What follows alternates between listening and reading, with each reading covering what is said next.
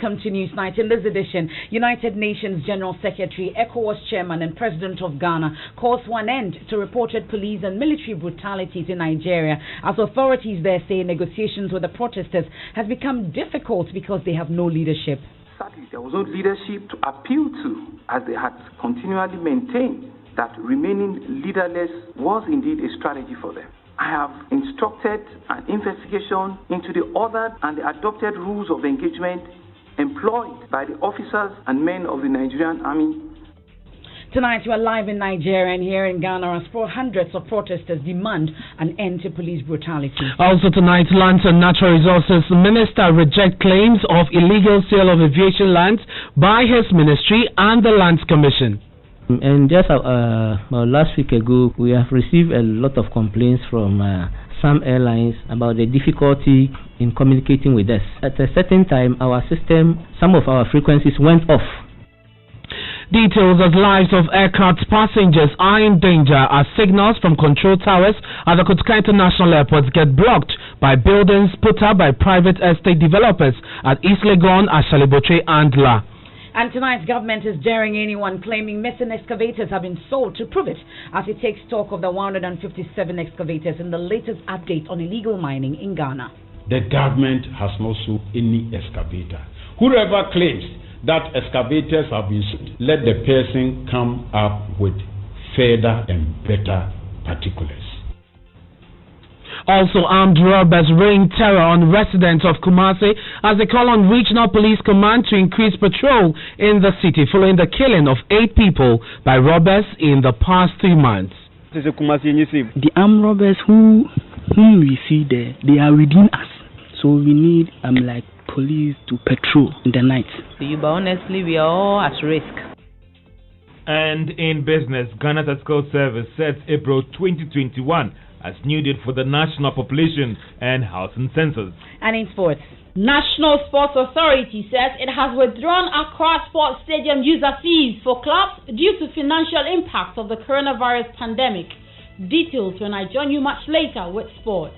And later here on Newsnight, voting begins in 3 constituencies in the Upper West region for the latest edition of the Joy Ballot Box. You're live in Boko. If you're there listening to us, you can join us with your views and comments via our WhatsApp console 055-1111-997. I'm Ernest Manu. I am Emefa Apawu.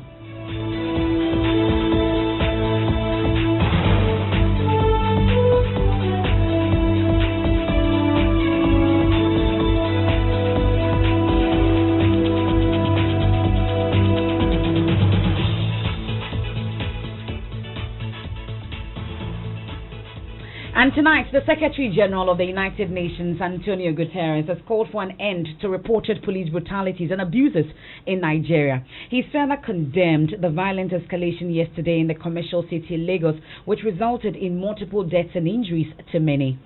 12 protesters are said to have been shot dead by soldiers in Lagos yesterday. Now, it comes after some Nigerians hit the streets to demand the disbandment of the Special Anti-Robbery Squad, SAS. It has since been disbanded, but the announcement of a new Special Weapons and Tactics Unit sparked another wave of protests. Now, this is how Channels TV reported the incident at a toll booth that saw gunshots fired. Shoot! Let them shoot! Let them shoot! No problem! No problem! Everyone sit down! Sit down! Sit down!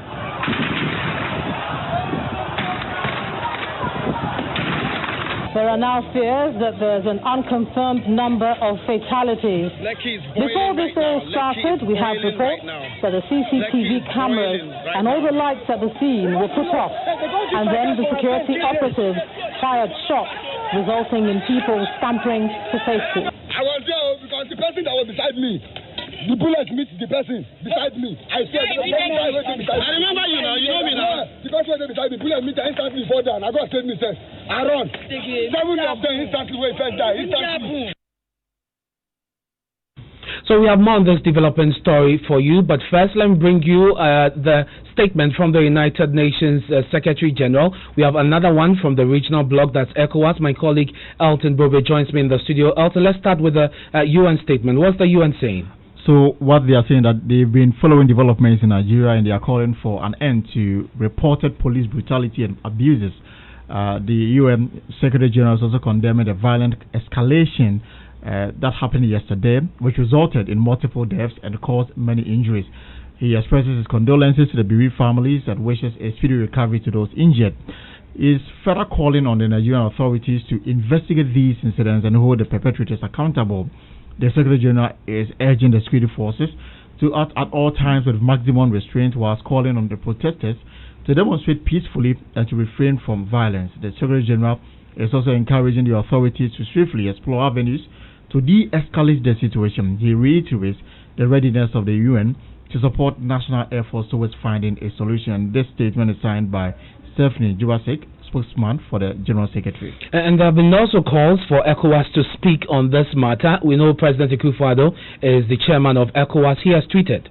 Well, he has tweeted, and we can start with his tweets. He says that I join all well-meaning protesters in calling for calm and the use of dialogue in resolving the End SARS. That's the hashtag End SARS and pass in Nigeria. I have spoken with President Buhari, who is committed to this end and has begun the processes that will lead to reforms. And he goes on to say that violence, be it on the part of the police or protesters, cannot be the solution.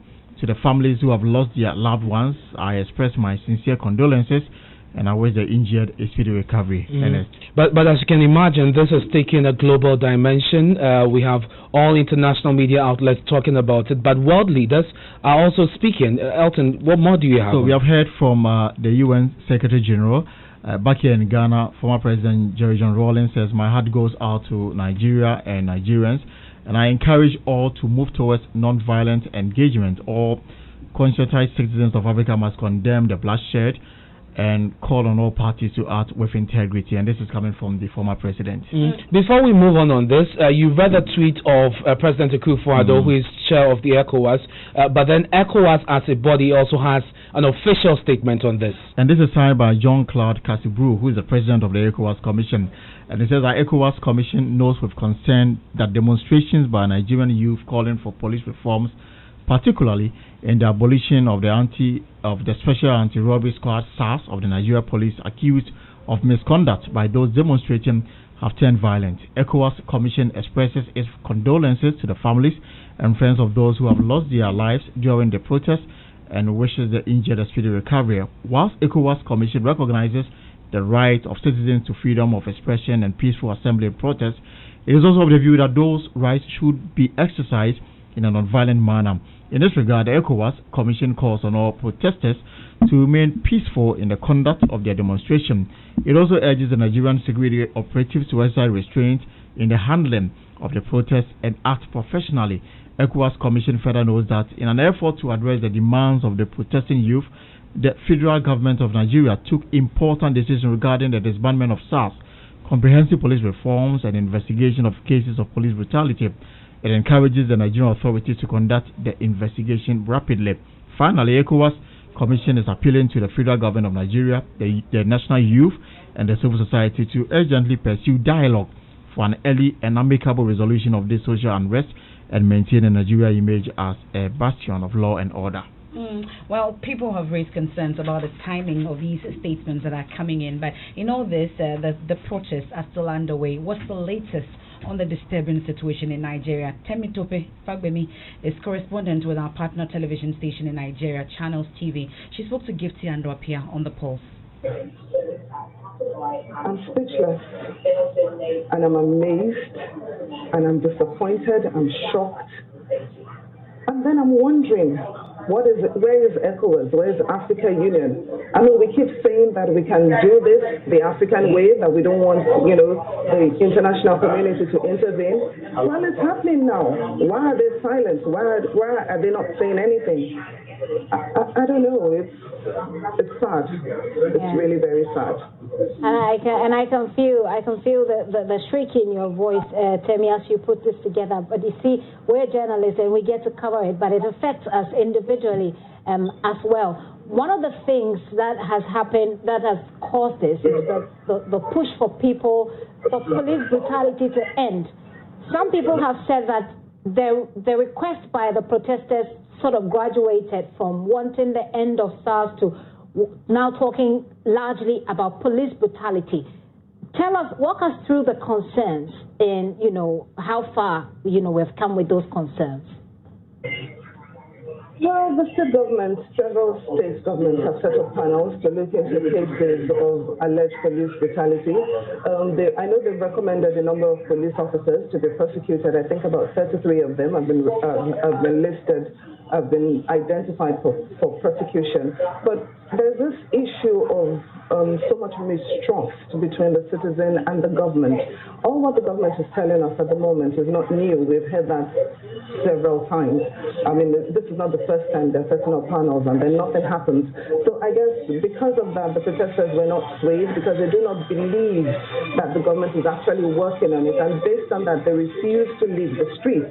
But the government says it has heard all their demands and that it will take time before they're able to meet those demands. So right now, the government says it is still working on it, and the issue of police brutality will soon be a thing of the past, hopefully. Hopefully. I won't take much of your time, but tell me before you go, what do they want, the protesters, right now? What do they want? Do we know? You live in this place, so you understand the dynamics better. Can you help us with this? Well, before the massacre happened yesterday, what they wanted was an end to police brutality. They also wanted the police to be reformed. They were even fighting, for the police as a whole. They wanted a better welfare package for the police because they believe that it is when the police are adequately taken care of that they can actually protect citizens of the country. So with this that happens right now, I guess what people actually want now are answers, to the question of who ordered the attacks, who were responsible for shooting those protesters, when are they going to be brought to justice? Right now, that's what we want. Okay. As we speak now, you are safe. I can see you are safe, and I believe your colleagues and, media organizations are safe as well. Feel safe, at least. Thank you so much. So that's Temitope Fagbemi. She's a correspondent with our partner television station in Nigeria, Channels TV. Yeah, and this has been trending on Twitter. You have at least the top 6 trends talking about this. Now, ECOWAS has come up. ECOWAS was down there. We have ECOWAS. There's President Buhari also trending. There's Lekki genocide, and Lekki is in Lagos. Earlier this morning, when we spoke to one of our partners from Channels TV, he did indicate that this is a very important place.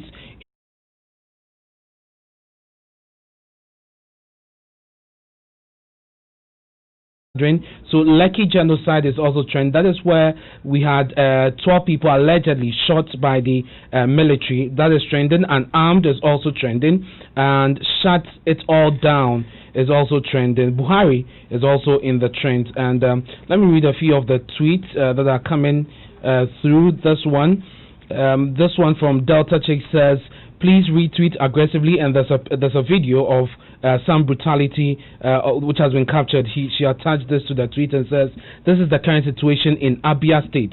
Youth are angry over the killing by the armed forces. Another one here says that a friend's cousin just got hit by a stray bullet at Mafuluku Oshodi.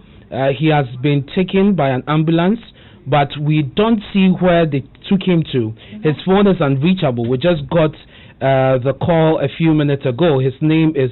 So the talk is ongoing, and world leaders are joining in this. But it is still not clear, Emefa, what the protesters want, because this is taking different dimensions. But the Lagos governor, Sano Olu, says a formal probe on who ordered the military to fire the protesters is underway, because he cannot make that order. Only the president can. So we understand he's written to the president for this to be done. We can hear him.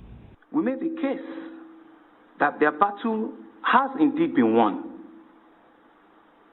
We made the case that we additionally considered that they could resume their peaceful protest in Lekki and Alausa once we have succeeded in taming the rising wave of insecurity in the states.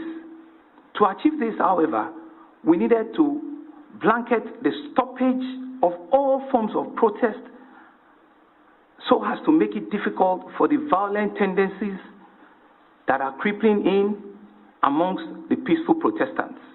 Our governance of security strategy requires that we do not make a different rule for different groups of Protestants at different times. Sadly, we did not succeed in persuading the group of Protestants at the Lekki Toll Plaza to agree to this. Fellow Lagosians, we were able to persuade the many Protestants at Alausa, and they were dispersed peacefully ahead of the start of the curfew. Many of our youths at the Lekki Toll Plaza insisted on continuing with the protest. Sadly, there was no leadership to appeal to, as they had continually maintained that remaining leaderless was indeed a strategy for them. For clarity, it is imperative to explain that no sitting governor controls the rules of engagement of the military. I have nonetheless instructed an investigation into the ordered and the adopted rules of engagement employed by the officers and men of the Nigerian Army that were deployed to the Lekki toll gate last night. So he indicates that in the absence of a leadership, it is difficult to negotiate with the demonstrators. We'll look at that. But back here in Ghana, hundreds of Nigerian youth massed up at the Nigerian High Commission, calling on the international community to immediately deal with what is gradually becoming a civil unrest in their country. My colleague Manu was there for us. We're marching away from the Nigerian High Commission. Nigerians living in Ghana picketed the premises of the Nigerian High Commission, all in protest of the issues that are happening in Nigeria. But they are calling for an immediate end to SARS. My brother, and SARS right now, and SARS right now. SARS are criminal. It's a pity that we have to leave now to make things right. It is a shame that we are here for 3 hours. The Nigerian High Commissioner could not come and address to their children, to their sons and their daughters that are crying for our brothers and sisters that have been massacred, that was massacred last night. The Nigerian High Commissioner, a mother who refused to come and attend to the cry of the Nigerian youth. And under that is a slogan. It has bad governance. We want good health sectors. We want good education system. We want good roads. We want light. These are the necessities that we are asking of. We are here to call on the international community to come to the aid of the Nigerian youth, because as of yesterday, the Nigerian government led an onslaught on peaceful protesters in Lekki, Lagos. It starts from Nigeria, it will graduate to other countries. Indeed, you are in a country that is led by the chairman of the ECOWAS Commission. What are you expecting from the chairman of the ECOWAS? That is one of the reasons why we are here today, because we expect him not to be silent. Because silent in times like this means you are supporting impunity. Well, some protesters then interacting with Manu Kranting, but Chairman of the Foreign Affairs Committee of Parliament, Frank Anodompre, and the Deputy Water and Sanitation Minister, Patrick Yabuama, have been speaking to join us on this particular issue. In the light of what is happening in Ivory Coast, and then the recently held election in Guinea, which has been contested fiercely, we can't allow this situation in Nigeria to fester. I know the ECOWAS and our own president is a leader. There's AU. I have already officially tweeted that they have to step in as soon as practicable. For me, where I sit, I think that the way out is mediation. You know, there are extreme positions taken, and mediation is the mechanisms that will be able to reduce and douse the tension a bit. But the interim measures that should be taken is to speak to the conscience of people to remain calm whilst we seek an ultimate resolution to this matter. I hear people are calling on our president to speak. I know he will speak. I know, don't forget, he is a diplomat by himself, and he will speak at the right time. I am aware of significant consultation that is ongoing. And in these matters, if you want to resolve it diplomatically, sometimes you speak less and do more of the backroom and backstage consultation. So I'm confident our president will show leadership. Don't forget what was happening in Mali. This is a domestic issue that I believe that the Nigerian government is capable of handling. You all know how it all started, and the quick reaction from the Nigerian government in disbanding the group. It's a call in the right direction. And so that's Frank Anodompre and Patrick Boama as well, a member of the Foreign Affairs Committee. Frank Anodompre is the chairman. Let's go into the phone lines now and speak to Chuku Emeka Eze with the West African Network for Peace Building. Thank you very much, sir, for your time here on Newsnight. There were calls for ECOWAS to speak, for the chairman of ECOWAS, our president, to speak. He's tweeted today, ECOWAS has issued a statement. You read the tone and language of the statement, satisfied? Well, I think that's exactly what is supposed to be. Each is coming in threefold. The first one is to show solidarity with the Nigerian government and the people. The second one is to speak to the conscience of the state to ensure that there is limited human rights abuses, and to also call attention to the extant provisions of the ECOWAS protocol, especially as it relates to human rights and freedom of expression. And then, of course, the final one is to look at how such environment is not good for the ECOWAS community. So to that extent, I think that the speech has done what it's supposed to do. But there have been calls for engagement on this matter, and we heard from the governor of Lagos, who did indicate that it appears that the demonstrators do not have a leadership, and so I'm guessing that the problem is, where do they start from? How do they begin to engage these demonstrators to address their concerns and assure them of the measures that they put in place to indeed, deal with this decisively?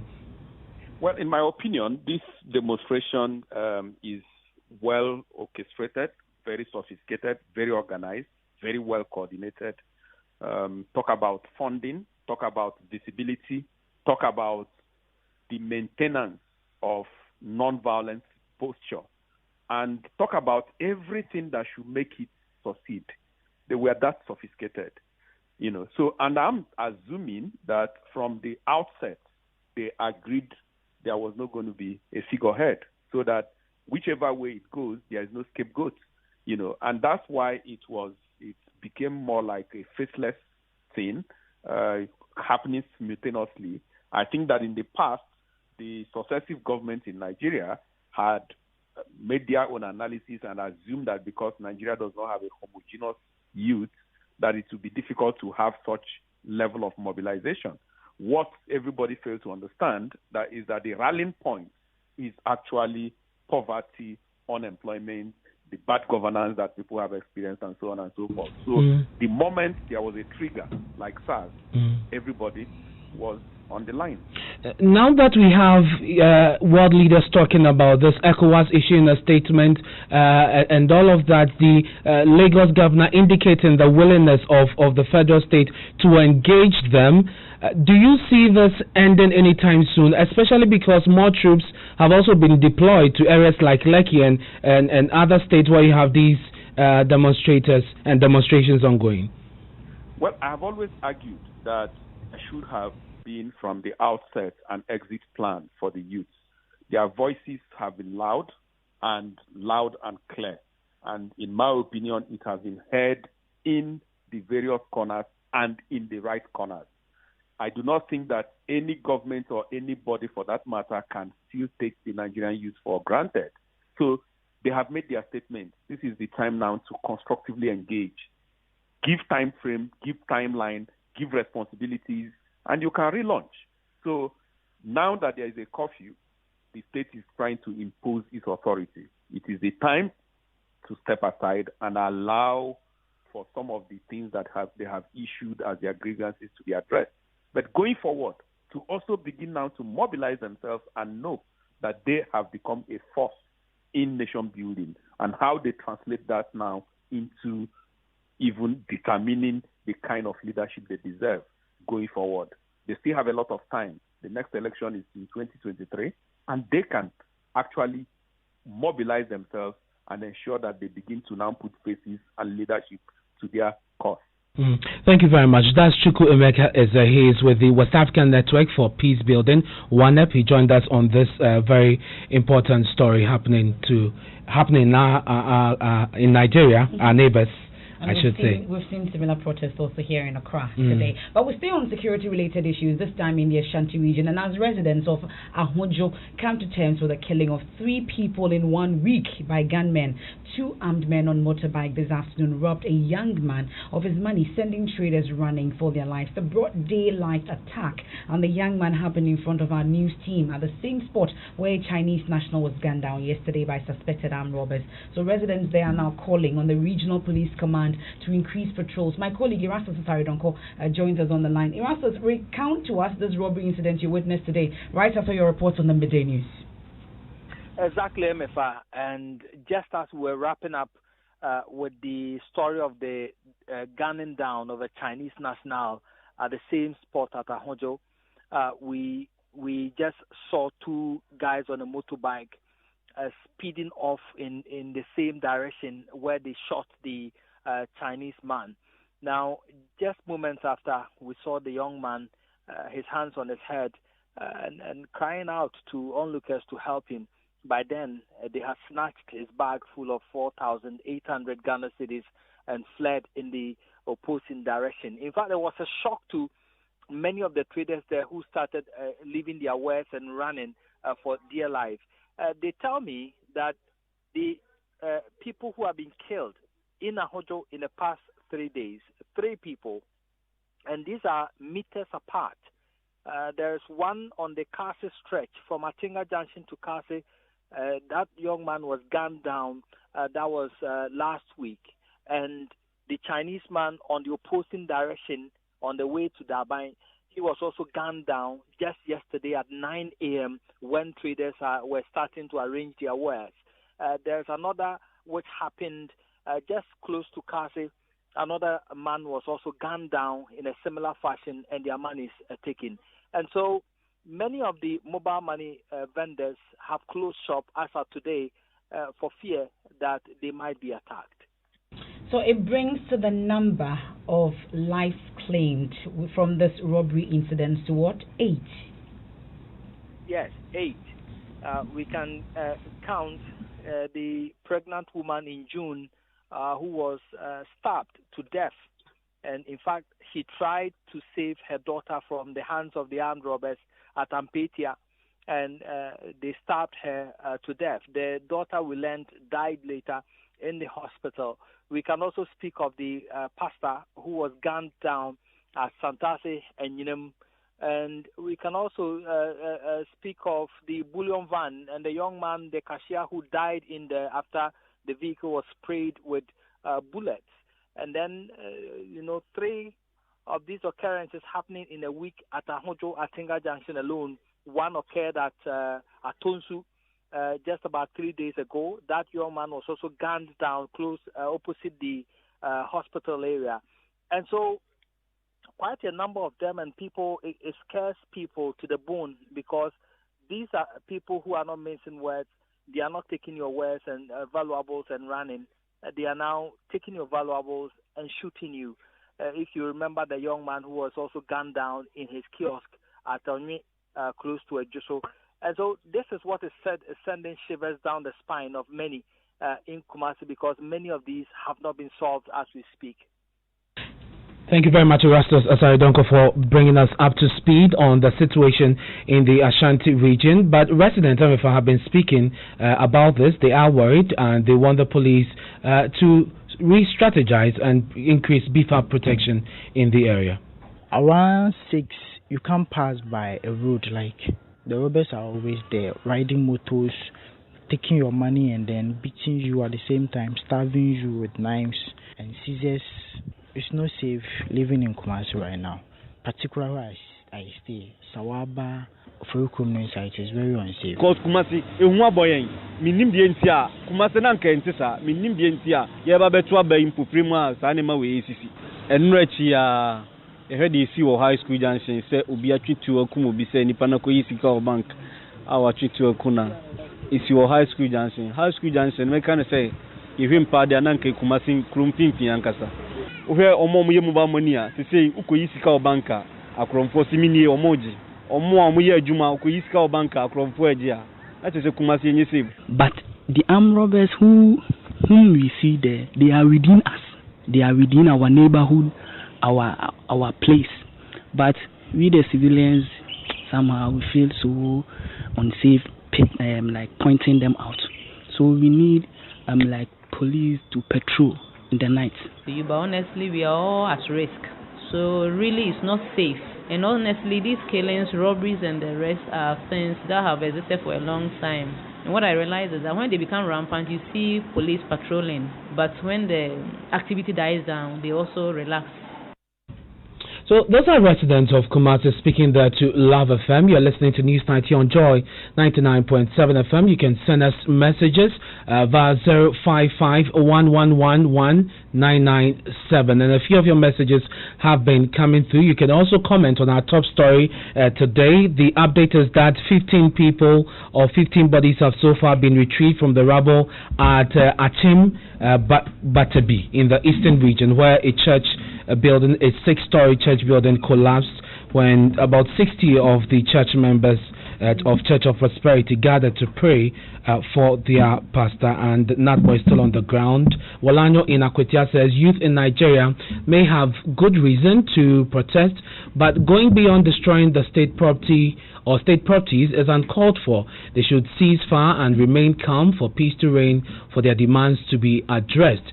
Kenneth Nag from Joje Jetbo says, good evening, Emefa. What practical actions are being initiated? We don't only need verbal or written tweets.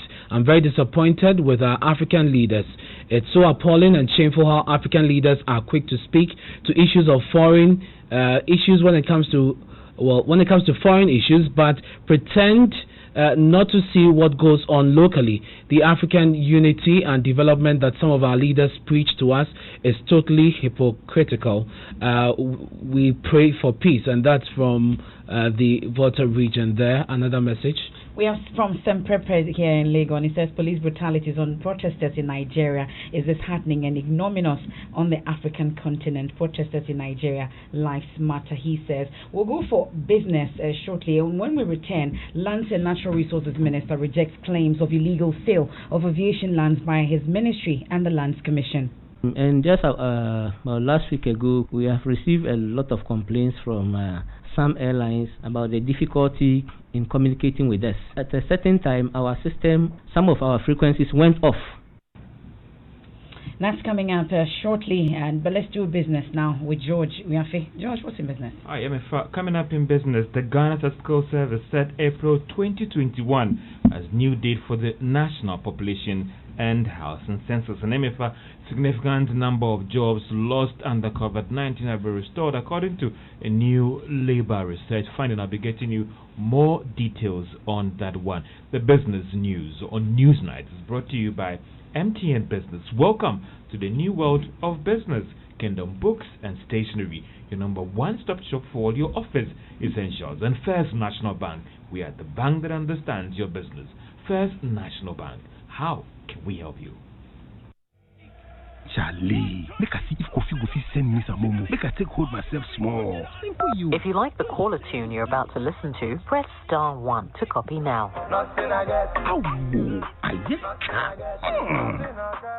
Let your caller tune do the talking. Express yourself with your caller tune and win big with MTN. Simply dial *1355# or download your favorite caller tune or copy or renew your already existing caller tune and stand a chance of winning up to 1,000 cedis weekly, 4,000 cedis monthly, and the grand prize of 15,000 Ghana cedis and the MTN caller tunes promo. Send stars to 1355 or dial *1355# to subscribe today. We're good together. We there for you everywhere you go.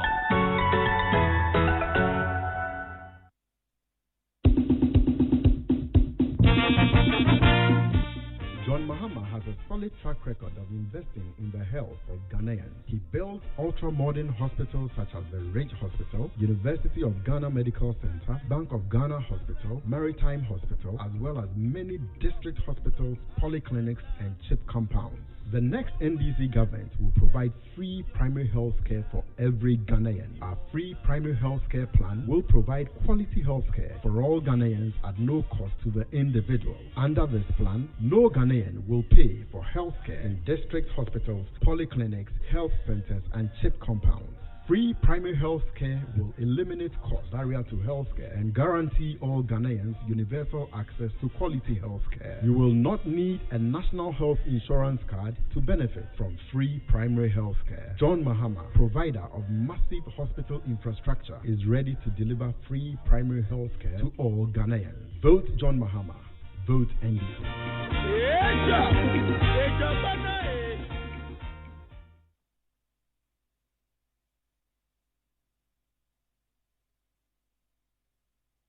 We know it's important to create a productive and supportive working environment by investing in your employees' health. With a leading international track record, Apex Health Insurance is regulated and licensed by the National Health Insurance Authority to provide medical insurance services to institutional clients, families, and individuals. Apex Student Package and International Medical Solutions are all here to cushion you.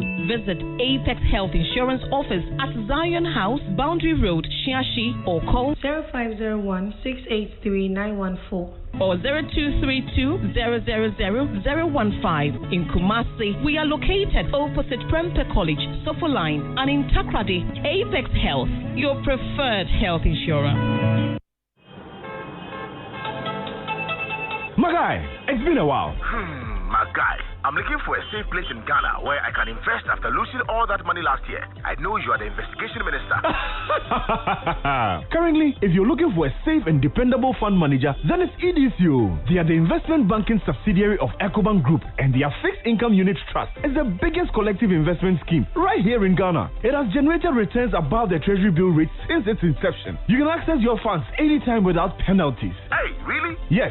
Access their services at any EcoBank branch. Call 0302-634165 or WhatsApp them on 0595-235065. Also, you can conveniently fund your account using mobile money on all networks, internet banking, or EcoBank mobile app, and many more. Thank you, Akwesi. I'll call them right away. Hey, not even a bye-bye. With EDC, financial independence is possible. Terms and conditions apply. My buddy, why you for just the watch when you can be wild proper? When you for scream, shout, she and kata, put your body, get down, fire your body, catch views, drop the mic. Ghana, the time cut where we for change the way we watch. Welcome to Showmatch and to Chow Online Entertainment from movies and series to sports like EPL and La Liga. Feel from Super Sport and more. You feel enjoy them on any device, anytime. Visit showmatch.com today. Men's lucky. 2020,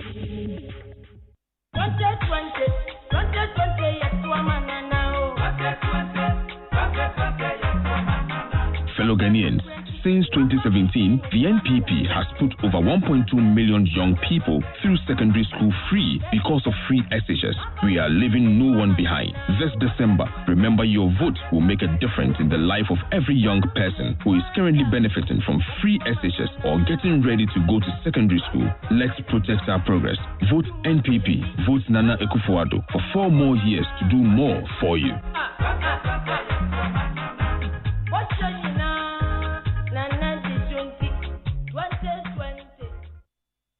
Joy 99.7 FM, radio for the discerning listener. You're welcome back to Business on Newsnight. Now, the Ghana Statistical Service has indicated that they will conduct the 2021 population and housing census between April next year and May. Now, this is the new day the service has settled on after it postponed this year's issue because of COVID-19. Government statistician Professor Samakobneni had earlier explained to Joy Business why it was critical to review this date. pursuing the needed preparatory activities to ensure that we do not lose out of the decennial conduct of the 2020 population housing census. We are of the view that census, because of the current restrictions on a ban on public gatherings, including workshops and conferences, we will not be able to proceed as scheduled. But we've gone ahead to adapt virtual procedures by which we are currently training our master trainers, and plans are underway that we're going to cascade the training to the lower level. So we're going to do virtual training for our regional trainers, our district trainers, and eventually the enumerators and the supervisors. Government statistician Professor Samuel Kobneni. Meanwhile, President Akufo-Addo has given government full support to the service to help them carry out the census by providing them with the required financial support. Now, a significant number of jobs lost during the lockdown period of COVID-19 have been restored. That's according to a research put together by the Accounts Department of the University of Ghana Legon commissioned by the Labour Ministry. This is to help them shape public policy. The survey showed that 11,657 jobs that were lost, about 40% of them were actually being recalled. Now, speaking to Joy Business after the annual general meeting of the Ghana Employees Association, Labour Minister Ignatius Bafwe was the data showed that the economy is indeed picking up. I want to believe that if the same survey were to be conducted now, the percentage of restoration will have been more than the 24 that was recorded some 2-3 months earlier. So indeed, as we open up the economy, as we open up the country, works are coming back. Hotel jobs are now being restored. Works at the airport are now being restored. Those involved in trade are going back to trade and what have you. I want to believe that over time, we'll have full restoration of jobs at the work. Well, the chief executive of the Ghana Employees Association, Alex Frimpong, has signaled that their decision to recall more workers if the situation actually improves. One of the most difficult decisions every business will take is to dispense with its human resource. It's normally a very difficult decision to make, but it is done to make sure that the business is able to survive during a certain period of time. So now that the environment is getting better, confidence is growing, both local and international, I'm sure that in the goodness of time, businesses may have to engage their employees, even those who are asked to stay home. Some may be called, but again, it will be dependent upon how the economy stabilizes and also the nature of the prospects. In a separate development, Finance Minister Ken Ofori-Atta has given the firm assurance of government commitment to supporting businesses to aid their recovery post the easing of restrictions. Fiscal consolidation has also been programmed to be faster to signal Ghana's strong fundamentals to the markets, given that we are a market access country. Our post-election commitment to fiscal restraint will promote a return to consolidation path nearer than envisaged. Going forward, fiscal policy will focus on restoring macroeconomic stability while creating the necessary environment to boost domestic, indigenous, and foreign investor confidence. Finance Minister Ken Ofori-Atta. Now, MTN has expressed its commitment to taking steps to protect the country's heritage and culture. To this end, they have signed a memorandum of understanding with the National Folklore Board. Now, this is to help its customers have easy access to heritage content in Ghana. Eric Sako is the head of sales and distribution at MTN.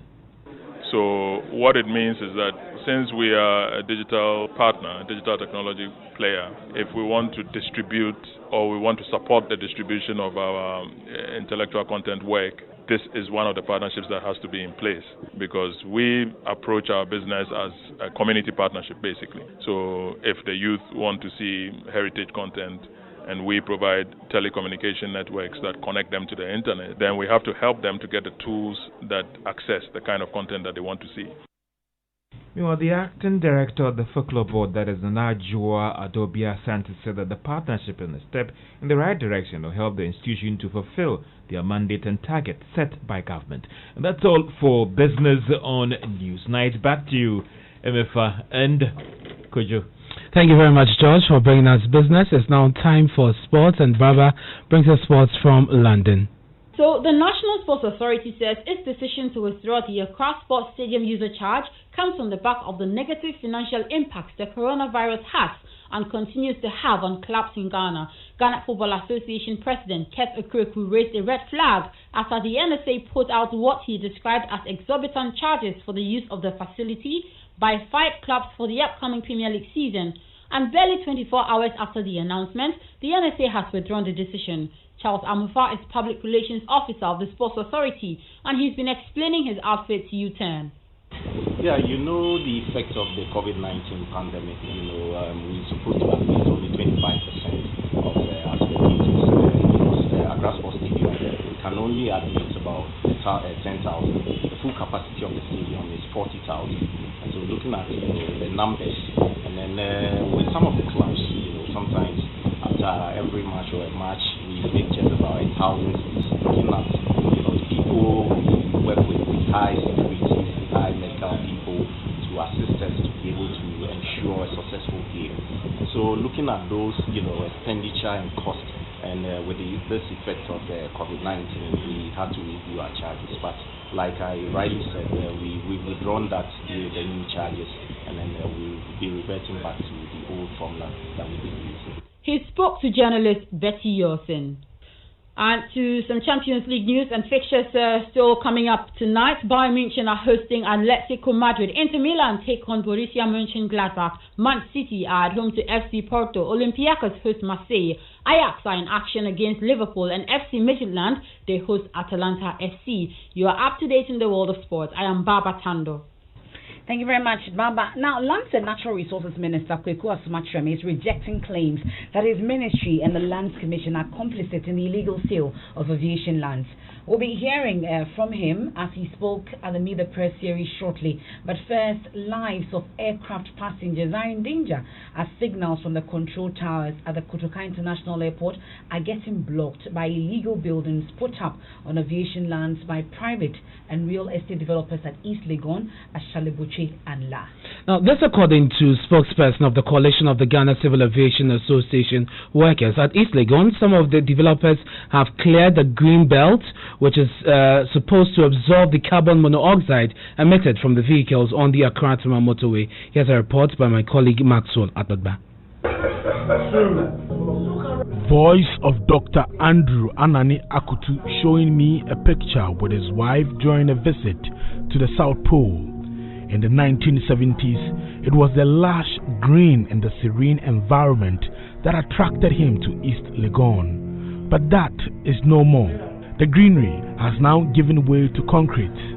The former director of the UNFPA and the former chairman of the National Population Council is just one out of the many Ghanaians terrified about the situation. He wants persons who have put their personal interests above the state's interest punished.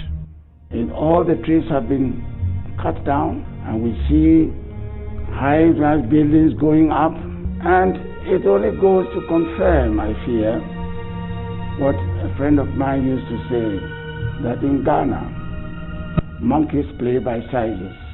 Are some people in our country so powerful because of their personal, private, financial concerns that they can ignore the court's decision?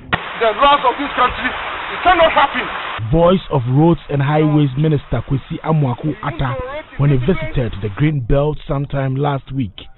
The Green Belt was also to make it possible for the extension of the Accra-Tema motorway. But it has been cleared by private and real estate developers as they continue to build on the land. The Roads and Highways Minister ordered the demolition of the structures on the land, vowing to pull down more. And the right thing will be done no matter who is involved. This structure, I don't care who is the owner. You could be anybody. This structure will go down. I have ordered the destruction of that structure. And no matter who the owners are, it will not be tolerated. I will stop this kind of indiscipline and lawlessness in our country. I am now in an office at the airport city to meet Dr. Isaka Yakubu Akparibo. He has many years of experience in the aviation industry. He is alarmed by the danger and equally concerned about high-rise buildings and flight approach paths at East Legon. You know, in aviation, most accident happens when aircrafts are landing or taking off. If you are on the approach path and something happens, the number of lives that is going to be lost is going to be high. You are going to lose people in the aircraft and then people on the ground. There are so many developments along the approach path to our airports. Yeah. And that definitely poses some safety issues in regards to aviation operations. You know, any structure that is like above 500 feet closer to the airport will pose a danger to aircrafts. Some meters away from the East Legon Green Belt is the very high frequency omnidirectional range, VOR. The VOR is a ground-based navigational aid which enables an aircraft with receiving units to determine its position and stay on course by receiving radio signals. Aviation experts discourage close settlements around VORs, but that has become inevitable at East Legon, where there's a VOR equipment. Spokesperson for the Coalition of Ghana Civil Aviation Authority Workers, William Amwaku, is also concerned about the developments at East Legon. Interferences, or maybe work going on around these structures, they create interferences and noise, and these are picked in our transmission.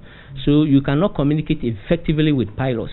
And that is very dangerous. And just last week ago, we have received a lot of complaints from some airlines about the difficulty in communicating with us. At a certain time, our system, some of our frequencies went off.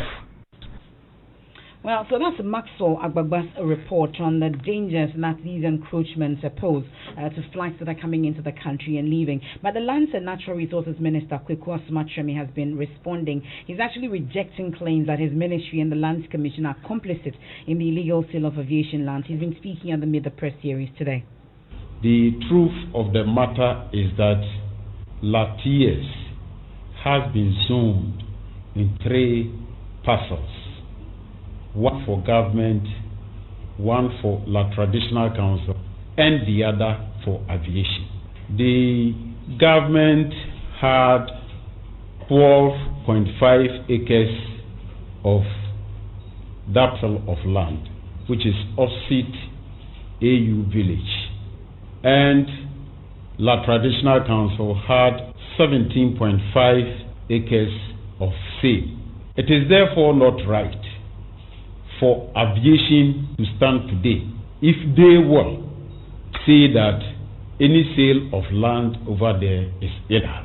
There was a lease covering the entire area, AU Village, and what exists today as Latias, to bring aboard and for the lease to be surrendered, for new lease to be executed by Traditional Council. The entire lease was annulled. We surrendered to Traditional Council, and the agreement was that they would take 17.5% of the land, acres of the land, which the Commission agreed. We sat down with Aviation Ministry, they agreed. And as we talk now, the Ministry is aware of all that has gone on. But you could come up with this particular question because there is an association, Workers Association, which seem not to understand what has transpired. I wouldn't want to take the blow out of the committee that has been set up by the President to investigate. They have a representation, the committee.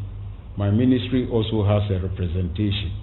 Other senior members, experts have been invited to come and deal with. That's the Lands and Natural Resources Minister, and Ernest, is refreshing to hear that a committee has been set up and to indeed investigate this issue. But let's go back to the Ashanti region, our earlier story about the number of robberies and the deaths, the lives that have been claimed as a result of the robberies. We're told is 8 persons, and residents have been raising concerns about security. They are asking the police to increase patrol, especially in those areas that have recorded incidents of robberies. Exactly. So we have the PRO for the region. Police, that's Godina here, and we're grateful for your time here on Newsnight. So what exactly are the measures that are in place? Because we've heard some of the residents raising concerns about the general security situation, at least in Ahojo, for instance, and other areas. What exactly are we doing about the situation? Thank you very much, my dear sister. Good evening to your cherished listeners. Before I respond to your question, let me just make something clear here. in your reporter's account of whatever is happening in the region, he made mention of some persons who have been gunned down. I beg you, when we use the word gunned down, meaning people lost their lives, I can say for a fact, on authority, that the two cases that we've recorded, the one that happened last Monday was at Atonsu, not Awojo. Atonsu, even that we are ruling out robbery. And the Awojo one, the expert involved, that is the expatriate, the Chinese expatriate involved, didn't die. He was injured in the course of the robbery incident. He's not there, so he wasn't gunned down. And I can also tell you that for the past hours, the command has picked some leads. And very soon we are on the heels of the criminals because we have gotten the motorbikes that they use. We've gotten some footage and we are working on them. Let me just assure the general public that Kumasi is safe. We just recorded isolated cases. It is not that Kumasi is unsafe, is ungovernable, and that there is insecurity in the region.